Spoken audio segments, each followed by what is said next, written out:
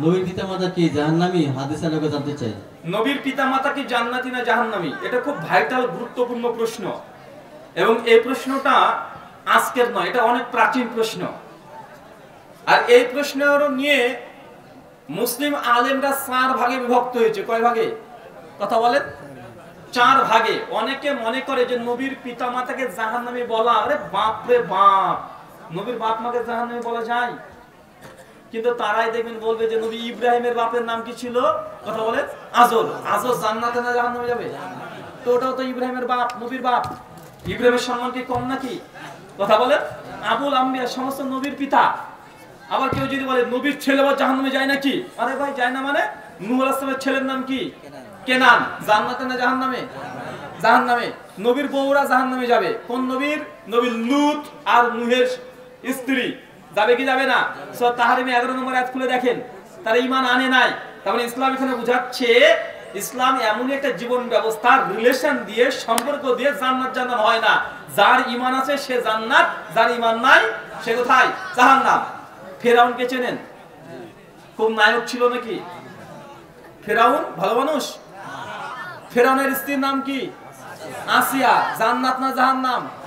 জান্নাত। চিন্তা করেন, ফেরাউনের স্ত্রী জান্নাত, কিন্তু নূহ আলাইহিস সালামের স্ত্রী জাহান্নাম। আশ্চর্য না? তো এখান থেকে ইসলাম বুঝাচ্ছে রে বাবা, নবীর সন্তান হয়েও কোনো মানুষের উপকার হবে না, নবীর স্ত্রী হয়েও কোনো ফায়দা নাই যদি তোমার ঈমান না থাকে। ফেরাউনের স্ত্রী জান্নাতে চলে যেতে পারে, নবীর স্ত্রী আবার জাহান্নামে চলে যাচ্ছে। ইসলাম কত বড় মহান একটা ধর্ম দেখেছেন? কিন্তু আমাদের গদ্দিবেশীর পীর, পীরের বাচ্চা পীর আছে না নাই? ও যদি মূর্খ হয়, ও যদি কিছু নাও জানে, পীরের বাচ্চা পীর মানে বাপরে বাপ, খলিফা হয়ে গেছে। আশ্চর্য দুনিয়া। নবীর পিতামাতা জান্নাতি না জাহান্নামী, এই প্রশ্নটা একটু স্পর্শকাতর, ভালোভাবে শুনবেন। 4টে মত আছে। কয়টা? 4টে। মতগুলো প্রথমে বলি। একটা দল পরিষ্কারভাবে বলেছে জাহান্নামে যাবে। দ্বিতীয় দল বলেছে না, একদম জান্নাতে। তৃতীয় দল বলেছে না, আসলে আল্লাহ নবীর পিতামাতাকে কিয়ামতের মাঠে আবার পরীক্ষা করা হবে। আর চতুর্থ দল বলেছে না, এই বিষয়ে কোনো ফতোয়া দেওয়া উচিত নয়, বরং নীরবতা পালন করতে হবে। কথা বুঝতে পারছেন? এবং 4 দলের দলিল কি আর কোন দলে কারা আছে একটু আলোচনা করলে বুঝতে পারবেন। যারা বলেছে যে আল্লাহ নবীর পিতামাতা সরাসরি জাহান্নামে যাবে, এর মধ্যে আছে ইমাম মুসলিম রাহিমাহুল্লাহ, ইমাম নববী রাহিমাহুল্লাহ, ইমাম বাইহাকি। এই 3 জন আছে বড় বড় উলামা। কেন? ওই যে সহিহ মুসলিমের হাদিস, আল্লাহর নবীকে যখন জিজ্ঞেস করছে ইয়া রাসূলুল্লাহ আমার পিতামাতা কোথায়, তখন আল্লাহ নবী বললেন তোমার পিতা জাহান্নামে। সাহাবী তখন কষ্ট পেলে চলে গেল। আল্লাহ তখন ডেকে বলছে যে কষ্ট পেও না, তোমার বাবাও যেখানে আমার বাবাও সেখানে।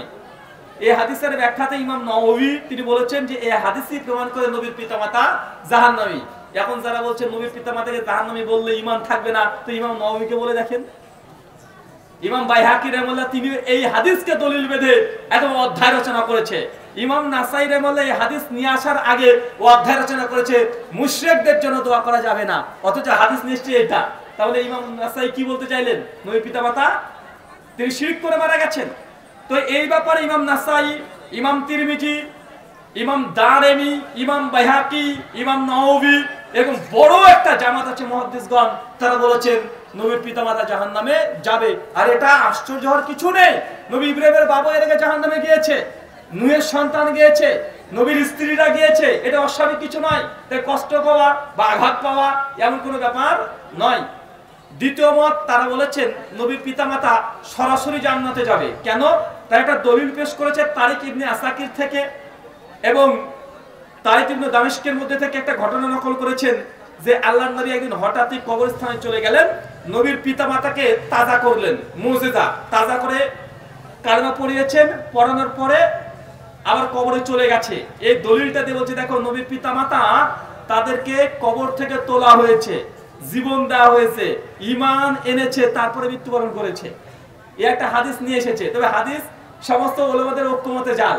ইমাম মোল্লা আলী কারি হানাফি রাহিমাহুল্লাহ তিনি ফিকুল আকবরে ব্যাখ্যা করতে গিয়ে হাদিসকে জাল বলেছে। ইমাম জাওজি রাহিমাহুল্লাহ হাদিসকে জাল বলেছে। আব্দুল ফাত্তাহ আব্দুল গুদ্দার রাহিমাহুল্লাহ হানাফিদের উলামা তারা হাদিসকে জাল বলেছে। কথা বুঝতে পারছেন? আর মনে রাখবেন, মানুষের মারা যাওয়ার পরে জীবিত করে ঈমান আনা এটা গুরুত্বহীন। কারণ সে বারজাকি জীবন দেখে নিয়েছে। এরপর যদি ঈমান আনে বা ঈমানের মূল্য আছে নাই। সূরা মুমিনুন 90 থেকে 97 নম্বর আয়াত পর্যন্ত পড়বেন, আল্লাহ ওখানে আলোচনা করেছে।